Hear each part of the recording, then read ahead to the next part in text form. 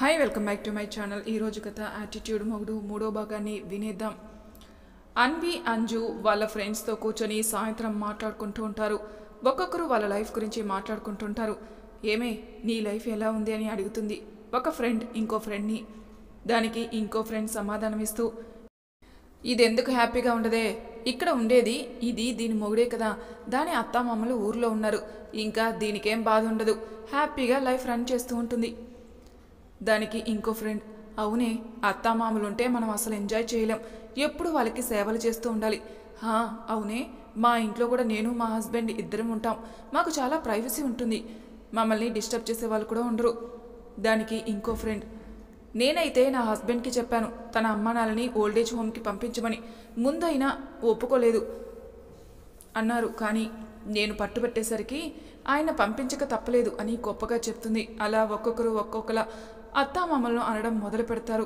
అదంతా అక్కడే కొంచెం దూరంలో ఉన్న రోహిణి గారు, చక్రవర్తి గారు అండ్ అన్వి ఫ్యామిలీ కూడా వింటారు.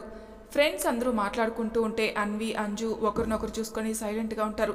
అందులో ఒక ఫ్రెండ్ అన్విని చూసి, ఏంటే మేమిక్కడ మాట్లాడుకుంటూ ఉంటే నువ్వు అంజు సైలెంట్గా ఉన్నారు. ఆ మాటకి అన్వి ఏం చెప్తుందా అని రోహిణి గారు, చక్రవర్తి గారు చూస్తే అన్వి ఫ్యామిలీ వాళ్ళు అన్వి ఏం చెప్తుందో తెలిసి సైలెంట్గా ఉంటారు.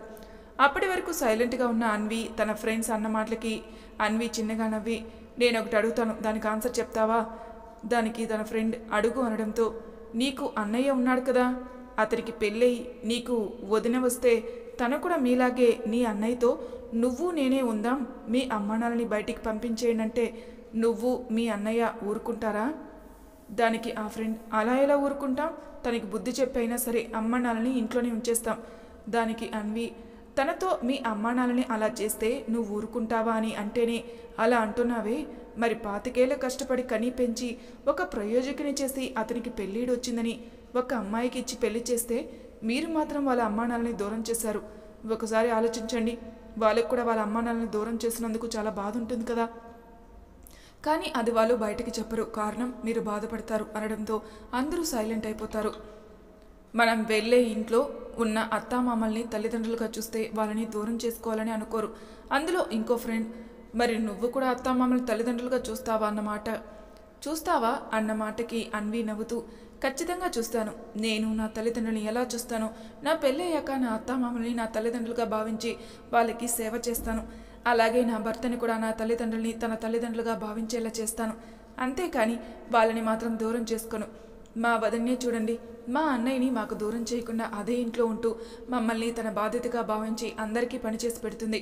అసలు ఉమ్మడి కుటుంబంలో ఉన్న సఖ్యత చిన్న కుటుంబంలో ఉండదు. అన్వి చెప్పిన మాటలు వింటూ అందరూ తనని అలాగే చూస్తారు.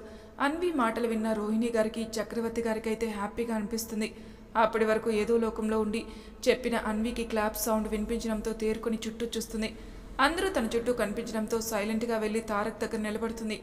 అందరూ బాగా చెప్పావు తల్లి అంటూ అన్విని పొగుడుతుంటారు. జగదీష్ గారు, మీ అమ్మాయి చాలా బాగా చెప్పిందండి, ఈ కాలంలో పుట్టాల్సిన అమ్మాయి కాదు మీ అమ్మాయి, లక్షణంగా కూడా ఉంది అంటూ పొగుడుతుంటారు. అది విని జగదీష్ గారు, మహేశ్వరి గారు గర్వంగా ఫీల్ అవుతారు.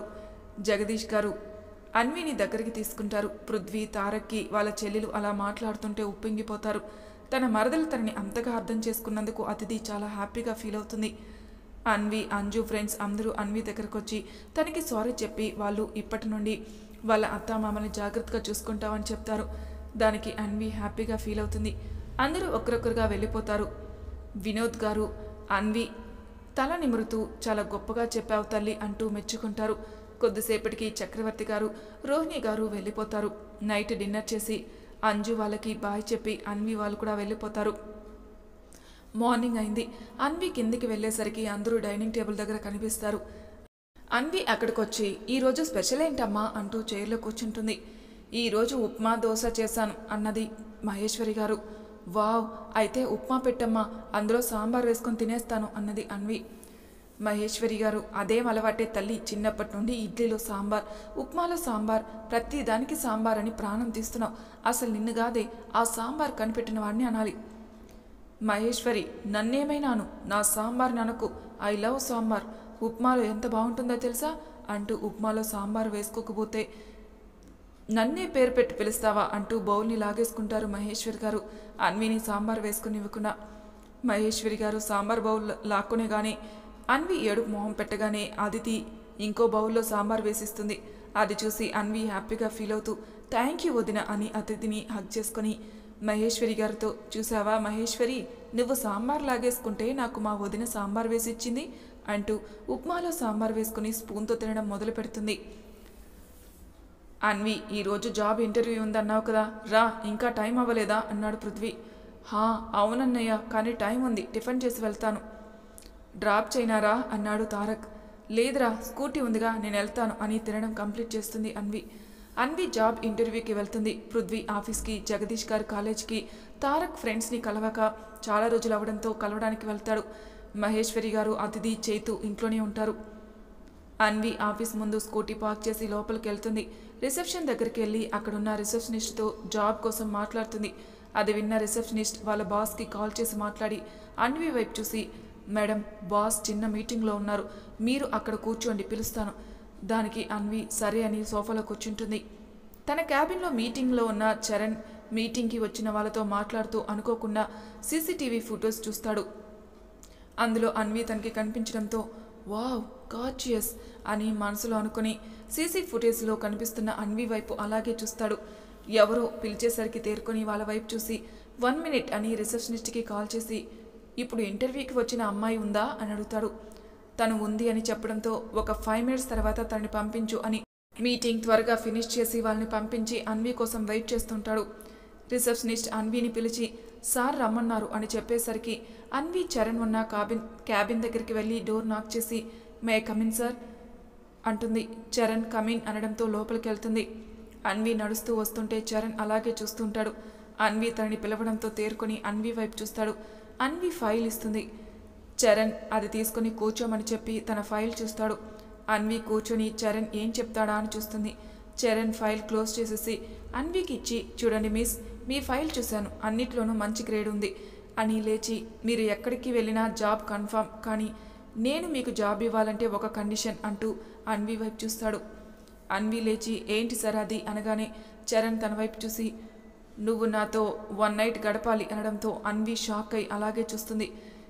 చరణ్ అన్వి షాక్ అవడం చూసి, కమాన్ అన్వి, ఇలాంటివి రోజుల్లో ఇవి కామన్ అని అంటూ అన్వి చేయి పట్టుకొని దగ్గరికి రాబోతుంటే అన్వి చరణ్ చెంపపై చొప్పు తీసుకుని కొట్టి, ఏంట్రా నేను నీతో 1 night అంటూ ఆగిపోయి, చిచి అసలు నువ్వు మనిషివేనా?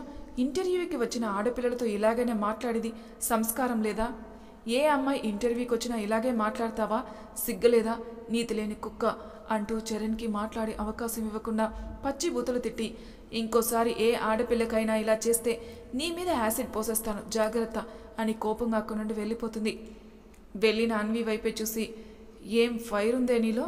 నీతో ఒక్కరోజు గడిపితే చాలనుకున్నా, కానీ ఇప్పుడు నీ ఫైర్ చూశాక నీతో రోజు గడపాలనుంది, ఎలాగైనా నా పంతం నెరవేర్చుకుంటా అంటూ ఇప్పటిదాకా తనని చొప్పు తీసుకొని కొట్టడం గుర్తుకొచ్చి ఇంకా పంతం పెరిగిపోతుంది చరణ్కి.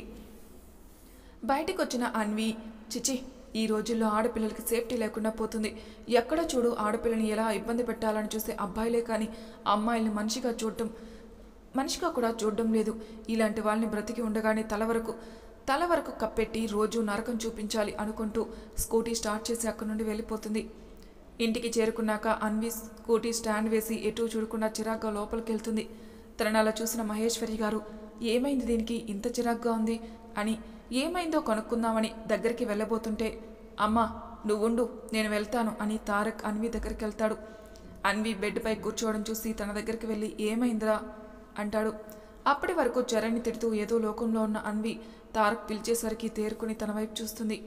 ఏమైందిరా అని మళ్ళీ తారక్ అడగడంతో అన్వి చెప్పబోయి, వద్దులే, తారక్కి చెప్పి వాడి మూడ్ ఎందుకు స్పాయిల్ చేయడం, ఎలాగో నేను వాడికి బుద్ధి చెప్పాను కదా, అది చాలు వాడికి అనుకుని, ఏం లేదురా, జాబ్ రాలేదని చిన్న డిసప్పాయింట్మెంట్ అంతే, ఇప్పుడు నీతో మాట్లాడుతున్నా కదా అది పోయిందిలే, ఇలా ఏదైనా పాజిటివ్గా తీసుకుంటావు, నువ్వు సూపరే, పద మనం బయటికి వెళ్దాం అని అన్విని తీసుకెళ్తాడు.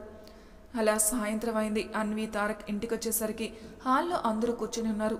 జగదీష్ గారు అన్విని పిలుస్తారు. 5 minutes నాన్న, ఫ్రెష్ అయ్యి వస్తాను అని ఫ్రెష్ అయ్యి జగదీష్ గారి దగ్గరికి వెళ్ళి కూర్చుంటుంది. అప్పుడే తారక్ కూడా ఫ్రెష్ అయ్యి అక్కడికి వచ్చి పృథ్వీ పక్కకి కూర్చుంటాడు. జగదీష్ గారు అన్వి తలపై చేయి వేసి, పెద్దమ్మాయి ఒకటి అడుగుతాను, స్ట్రైట్గా ఆన్సర్ ఇవ్వు, నువ్వు ఎవరినైనా ప్రేమిస్తున్నావా? దానికి అన్వి నవ్వి, నాన్న నేను ప్రేమించడమేంటి, ఒకవేళ ఎవరినైనా ప్రేమిస్తే మీకు చెప్తాను కదా, అయినా ఎందుకు ఇలా అడుగుతున్నారు? నాకు తెలుసు తల్లి, కానీ నీకోసం పెళ్లి సంబంధం మాట్లాడారు నిన్న. మనకి చిన్నమ్మాయి అదే అంజు వాళ్ళ ఇంట్లో రాహుల్ పరిచయం చేశాడు చూడు, చక్రవర్తి రోహిణి గారులని. వాళ్ళ అబ్బాయికి నిన్ను అడిగారు, నీ అభిప్రాయం చెప్తే వాళ్ళతో పెళ్లి సంబంధం మాట్లాడడానికి రమ్మంటాను అన్నాడు. నాన్న అప్పుడే పెళ్ళంటే అంటూ ఇంకా మాట్లాడబోతుంటే మహేశ్వరి గారు అందుకొని, చూడమ్మా, నీకు పెళ్లి చేసి మా భారం దించుకుందామని చెయ్యట్లేదు, అది మా బాధ్యత.